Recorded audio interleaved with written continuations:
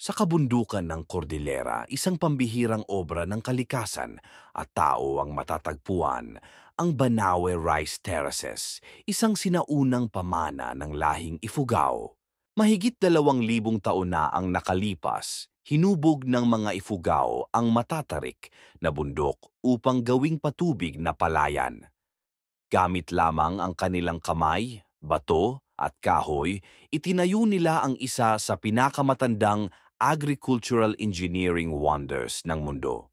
Ang matalinong sistema ng irigasyon ay nagpapadaloy ng tubig mula sa kagubatan patungo sa bawat baitang ng palayan.